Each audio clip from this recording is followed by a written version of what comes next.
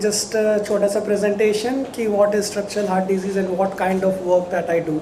So apart from routine cardiology, which everyone does, I specialized in the last few years in structural heart disease, and the main thing or what we deal with and what is the advantages that I will go briefly through this. So that's my introduction there. I've been working in UK for the last 5 years as a consultant in the biggest heart center in London, which is called St. Bartholomew's.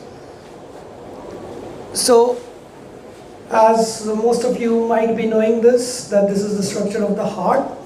There are four important chambers of the heart, and then let me just go to call as right atrium, right ventricle, and there are four important valves.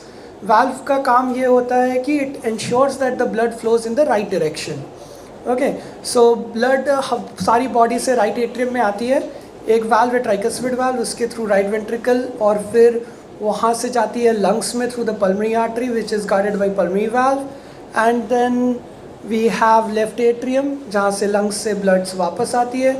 फिर mitral valve उससे left ventricle में जाती है, और वहाँ से ये main pumping chamber of the heart है जो पूरी ब्लड को भेजती है एओर्टा में, जिससे हमारे ब्रेन, किडनीज, लिवर, सब जगह ऑर्गन में ब्लड जाती है.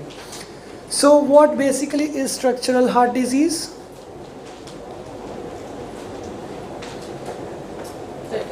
This refers to a lot of different conditions or abnormalities of the heart which can affect, जैसे हमने हार्ट का स्ट्रक्चर देखा, the valves, the muscle of the heart और the blood vessels around the heart. ये this can be of two types: acquired, जो कि बाद में develop करती है because of the age and the wear and tear, or different kind of diseases, like it could be infection like rheumatic heart disease जो India में काफ़ी common है, or a child might be born with the problem in the heart like a hole, which is called congenital heart disease, and later on then they develop symptoms. So ये acquired हो सकती है और congenital like since birth, or can develop later and can affect any part of the heart. So we are not dealing not only with the heart की खून की नसें जो coronary artery disease है, उसके सिवाय बाकी जो heart की problems हैं, that all comes under the structural heart disease. So patient क्या लेके आता है हमारे पास? Usually the most common symptom जो होती है that is उनको सांस लेने में दिक्कत होती है, बहुत जल्दी उनकी सांस फूलने लगती है, और they have a थोड़ा सा कुछ एक्सर्ट करते हैं तो वो टायर्ड हो जाते हैं, तो वीजी टायर्डनेस और fatigability. Sometimes they can also present with dizziness या फिर loss of consciousness, which is like अचानक बेहोश हो जाना. इरेगुलर हार्ट बीट और heart palpitations. Blood pressure can also be a manifestation. Very high blood pressure, और blood pressure हाथ में और पाँव में अगर अलग अलग हुई तो that could be related to the heart problem. Kidney problems can be a like manifestation of the heart disease.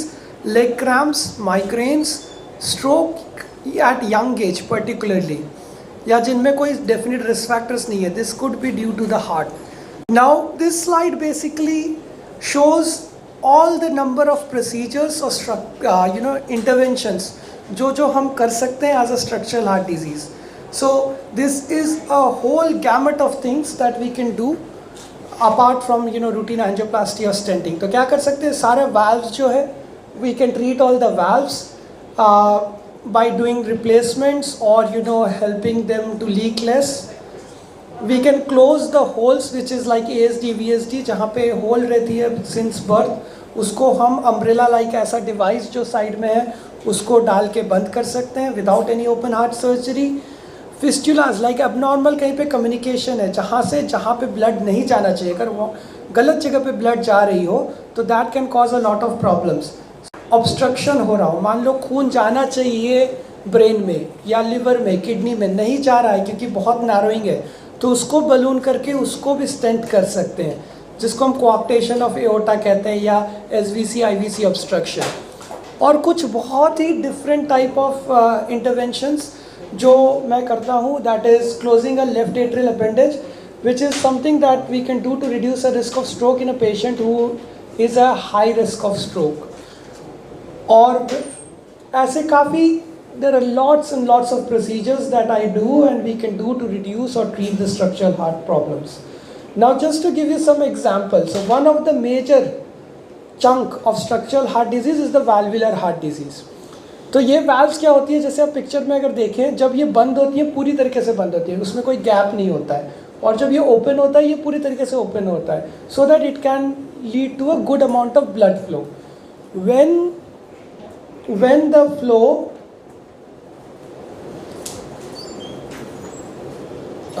वो एको से हम ये डायग्नोज कर सकते हैं कि वाल्व ठीक से खुल रहा है या बंद हो रहा है कि नहीं, और उसके बाद हम क्या करते हैं, एक सीटी स्कैन करवाते हैं, and that is for planning कि how we can treat this patient by not opening the chest, बल्कि ग्रॉइन से, मतलब पाँव के पास से एक छोटा सा less than a centimetre, like 5 to 6 millimeter एक हम इंसिशन देते हैं, which closes within 2 days, and we can complete a whole valve replacement through that. So that's the beauty of these procedures. Stenosis, आप देख रहे हैं पाँव से नीचे से अगर देखें वायर्स जा रही है, कैथेटर जा रही है, और ये जो नया मेटल केज है ये नया वाल्व है. So this is called a TAVI, transcatheter aortic valve implantation or replacement. So this whole new thing is the new valve cage, and you can replace this just by going in through the groin. Takes around 30 to 40 minutes. And a pretty safe procedure and a very very high success rate in experienced hands. Then वैसे ये mitral valve में there is a whole lot of things that we can do. ऐसा clip जैसा चीज़ लगा सकते हैं जब वो क्लोज नहीं हो रही हो, तो उसको लीक को कम करने के लिए, to different other options, and also we can implant new valves. So mitral valve implantations भी कर सकते हैं.